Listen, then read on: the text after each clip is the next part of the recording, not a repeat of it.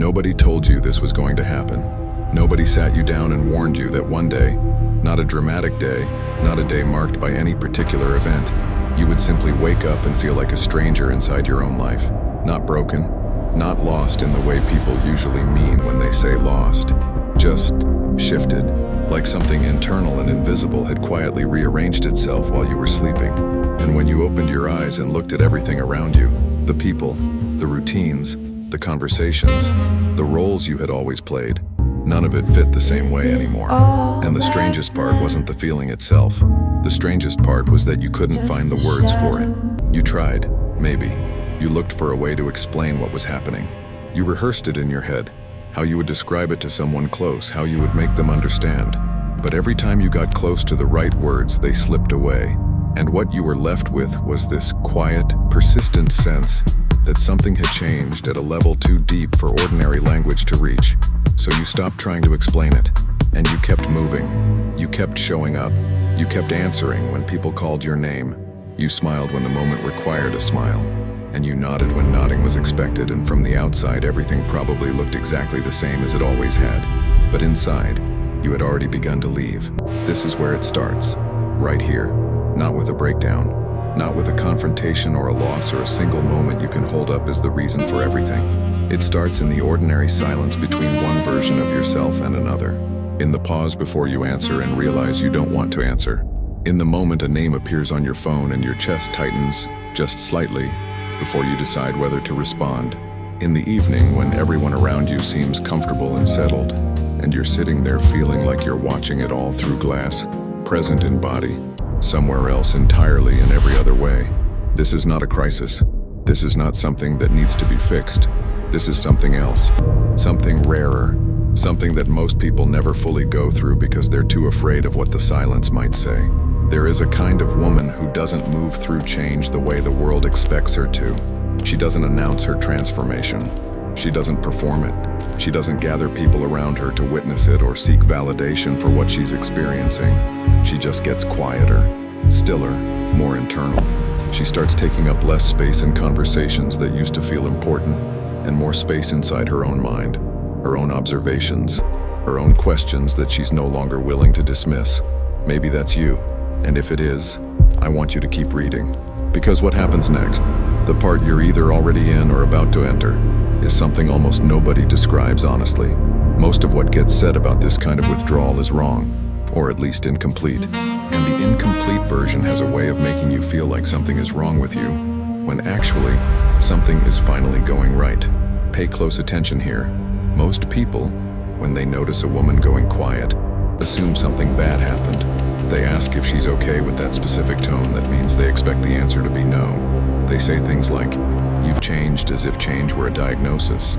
They suggest she reach out more, open up more, push herself back into the social rhythms she's been stepping away from.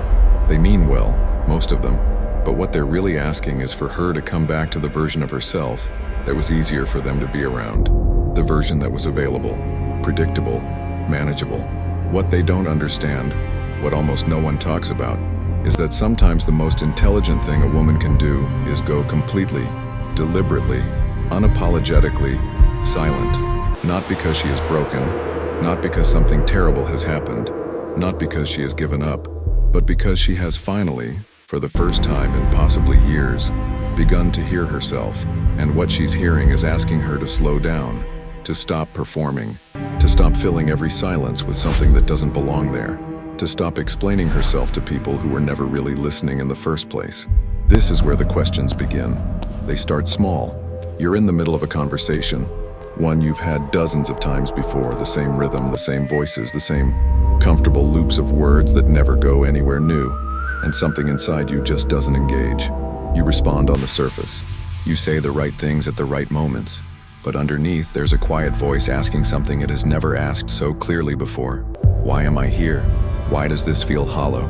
Is this actually what I want?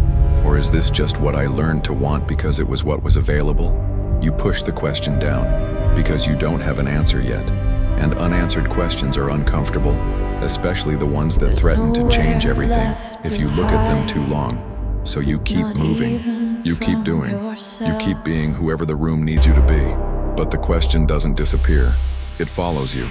It's there when you're eating, when you're driving, when you're lying awake at 2 in the morning, and the whole world is quiet, except for that one voice that seems to get louder the more you try to ignore it. And slowly, across days and weeks, you stop being able to pretend you don't hear it.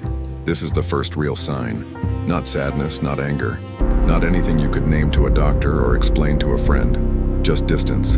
A feeling of existing slightly outside your own life, like you're watching everything from one step back, and the view from that distance is showing you things you can't unsee. Here is where it gets real. When a woman reaches this point, she faces a choice. Most of the time, it doesn't feel like a choice. It feels like gravity. Either she runs toward more noise, more distraction, more stimulation, more doing, trying to outrun the quiet that's closing in, or she stops running. She gets still.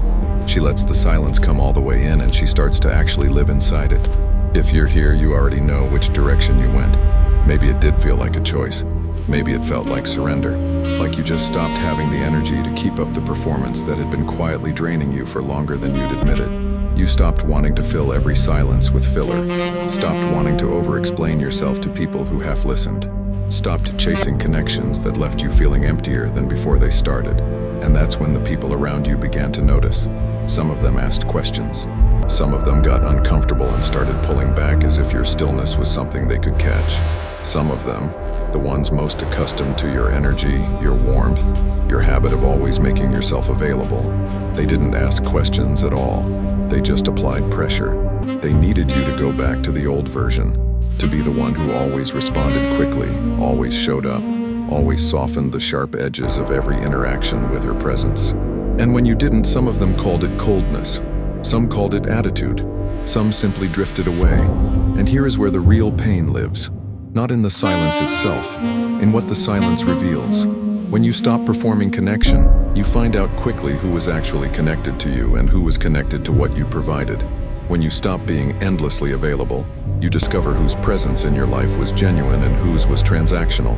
When you go quiet, you see, with a clarity that is both beautiful and devastating, exactly which relationships can survive your honesty and which ones were only ever built on your compliance. That knowledge changes you. It has to, because once you see it, there is no way to pretend you didn't. You cannot sit in a room full of people and not notice the gap between what's being expressed and what's actually being felt. You cannot have conversations about surface things and not hear the depth underneath going completely untouched. You cannot go back to being someone who didn't notice what you now notice. And this is the loneliness that comes with this phase. Not the loneliness of being physically alone. The loneliness of sitting in the middle of people you have known for years and realizing they don't know you. The current you, the real you, the you that exists underneath all the old performances. And more painfully, that some of them don't want to. You start keeping things to yourself, not out of secrecy, not out of manipulation, out of something more fundamental than either, the understanding, learned through disappointment and repetition, that not everyone is capable of receiving what you are capable of giving. That handing your interior world to someone who cannot hold it carefully is not intimacy, it is exposure, and you are done confusing the two. Your nervous system learned this before your mind did.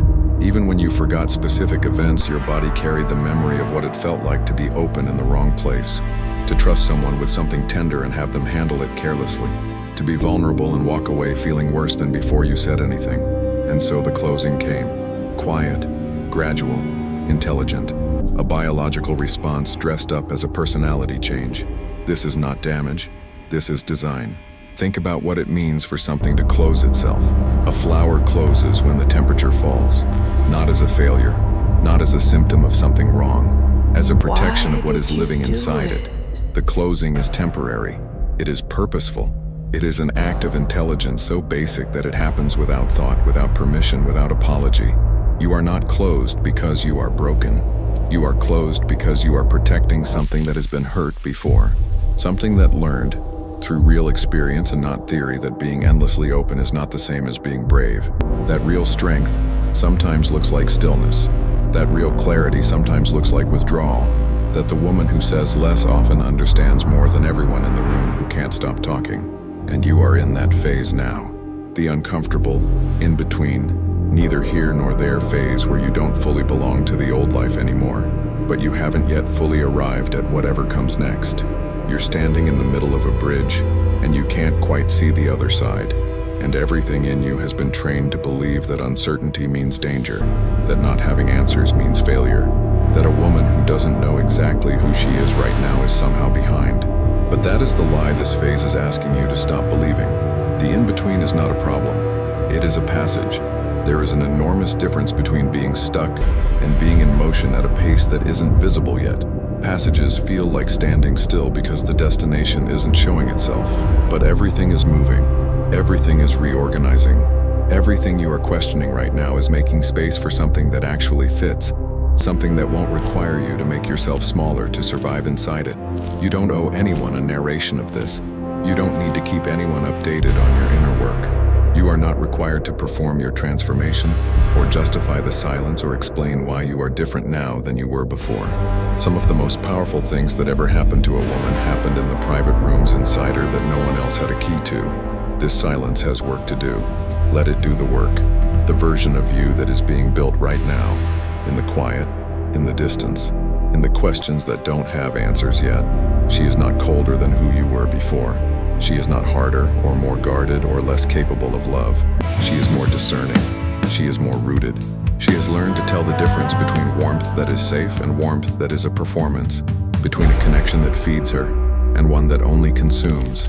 She is someone who finally decided that her own interior life was worth protecting, and there will come a moment. It may not be soon. It may not announce itself. When the right space appears, the right person, or the right situation, or the right feeling in the air, and you will know it the way you know things now from somewhere deeper than thought, and you will open, not the way you used to, out of habit, out of need, out of the old fear of being alone. You will open with choice, with intention, with the kind of trust that only comes from having learned at some cost exactly what trust is worth. But right now, the silence is not your enemy. The silence is the first honest thing you've given yourself in a long time. You got quiet because something inside you finally started speaking. After years of being drowned out by noise and obligation and performance and the relentless pressure to be what everyone else needed you to be, your own voice finally got loud enough to hear, and you are listening to it. That is not something that's wrong with you. That is the bravest thing you have done in years.